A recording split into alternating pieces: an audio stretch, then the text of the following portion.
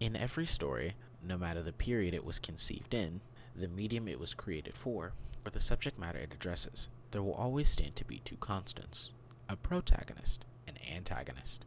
The protagonist is the focus of the story, and the vehicle in which goals are to be achieved, while the antagonist is the obstacle that stands in its way and often instigates conflict. It's been shown time and time again that a good story doesn't need grand world building. In fact, it might not even need world building at all. All it needs is a good MC and villain. And even though the camera falls on the protagonist, and we're supposed to view the story's morals from their perspective, whether that be good or bad, nothing will ever come close to the fanfare that comes with writing a good villain. I want to help amateur writers like you, and myself, in the process of writing their antagonist. This is my comprehensive step-by-step guide on how to write a good bad guy. You won't need much in way of material. All you'll need is something to write with, something to write on, and a basic understanding of your story and your main character. Now that you have everything you need, we can get started on step 1, that being the introduction. The introduction of your antagonist isn't just important because it's the first time your audience is seeing them. It's important because it sets the tone for that character and establishes the actions they will take from then on. Your introduction should ask and answer these 3 questions. Who are they? What's their value to the story? And how dangerous or unsettling might they actually be? Take Prince Humperdinck from The Princess Bride.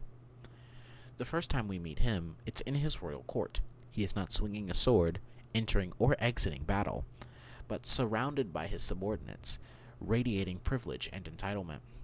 Without a single fight scene, you know he's in charge. Using his disposition, his characterization, and the setting he surrounds himself in, we can immediately discern everything we need to know from this character. On the other side of the characterization coin, we have Kai Chisaki, better known as Tomura Shigaraki, from the hit anime and manga My Hero Academia. In his entrance, he is hunched over, masked, and hooded. With a raspy voice, we immediately can discern that he is up to no good, a villain character, and someone who the audience is not to trust. But these entrances are not just cool, memorable moments, or a chance for the writer to finally get that antagonist on screen. They act as hooks, setups that can either be paid off or subverted later. But a cool entrance isn't enough. Now that you've got your antagonist on screen, you have to make them matter, which leads me to step 2. Have them shape the story. A good antagonist forces the protagonist to grow, change, or reveal their flaws. They're an obstacle that cannot be ignored. Oftentimes, if things are solved in too linear of a fashion, it can be mistaken for underdevelopment or just bad writing. For example, in Spider-Man No Way Home, Green Goblin forces Peter to confront his values, his grief, and what it means to be a hero, while on the other side, in Death Note, L pushes Light to reveal more of his true self, turning their cat-and-mouse game into a duel of ideology. Finally, once their purpose is fulfilled, we have to give them a good, fitting exit, which leads me to my 3rd and final point: sticking the landing. The departure of your antagonist, whether a victory or defeat, should leave an emotional mark.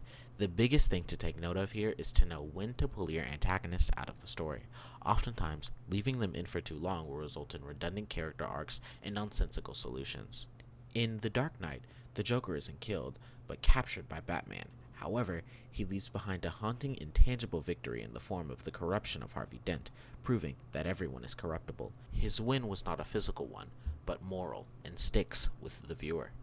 Now, before officially closing this guide out, I'll review the steps one more time, just in case you didn't catch it. Firstly, give them a striking introduction. Secondly, have them shape the story and change the characters. Thirdly, craft a well-meaning and impactful ending that your viewers are sure to remember. A great antagonist isn't just a good or bad guy, but they're there to shape the story, impact the characters, and leave a long-lasting impression on the viewers. Thank you for watching.